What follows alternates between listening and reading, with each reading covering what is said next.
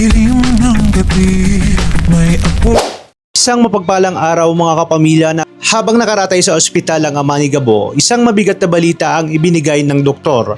Kritikal na ang kondisyon ni Rudy at kinakailangan siyang maoperahan sa lalong madaling panahon. Ngunit bukod sa oras, isa pang malaking problema ang kinakaharap ni Gabo. Wala silang sapat na perang pambayad sa operasyon. Sa gitna ng kanyang pag-aalala, muling lumapit si Tatang. Ipinaalala niya kay Gabo na ang misyon na iaatang sa kanya ay hindi lamang isang ordinaryong trabaho. Kapag naging matagumpay siya, sapat ang magiging kabayaran upang mailigtas ang buhay ng kanyang ama at mabigyan ng mas magandang kinabukasan ang kanilang pamilya. Dahil dito, isinantabi ni Gabo ang kanyang takot at pas siyang gawin ang lahat para sa unang misyon. Agad niyang tinipon ang kanyang mga kasamahan at ipinaliwanag ang kanilang target, si Victor, na mas kilala sa alias Tigre. Hindi naging madali ang pagtanggap ng lahat sa plano dahil batid nilang isa itong mapanganib na operasyon. May ilang pang nagdududa kung sulit bang isugal ang kanilang buhay. Ngunit para kay Gabo, wala na siyang ibang pagpipilian. Ang bawat hakbang niya ay para sa kaligtasan ng kanyang ama. Habang isinasagawa nila ang pagmamanman, bigay si Tekla ng mahalagang impormasyon. Ayon sa kanyang nakita, malaking transaksyon ng pera at ginto ang isinasagawa ng grupo ni Tigre.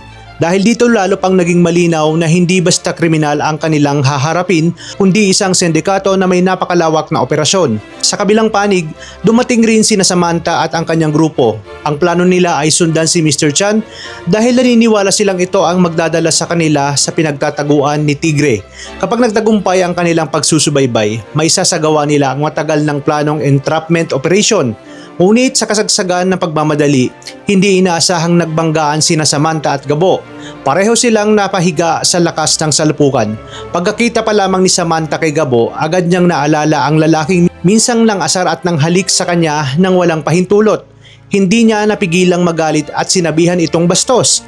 Siyempre, hindi rin nagpatalo si Gabo at muli siyang nagbiro, dahilan upang lalo pang uminit ang tensyon sa pagitan nilang dalawa. Lalong lumala ang sitwasyon nang dumating ang isa sa mga kasamahan ni Samantha at tutukan ng baril si Gabo. Habang abala ang dalawang kampo sa kanilang pagtatalo, nakita iyon ni Tigre at mabilis na sinamantala ang pagkakataon upang makatakas. Nang mapansin ng pagtakas ng target, agad na nagsikilos ang magkabilang grupo. Sabay na hinabol ni Samantha at Gabo si Tigre hanggang sa maabutan nila ito sa isa pang lugar. Sa kabila ng kanilang hindi pagkakasundo, napilitan silang magsanib pwersa. Habang ipinapakita ni Samantha ang kanyang husay sa operasyon, buong tapang namang hinaharap ni Gabo si Tigre sa harapang bakbakan. Sa unang pagkakataon ay napatunayan nilang kaya pala nilang magtulungan kapag iisa ang kanilang layunin. Sapat na kaya ang kanilang pagkakaisa upang tuluyan ng mahuli si Victor alias Tigre? Huli na naman ba itong makakatakas sa kanilang mga kamay?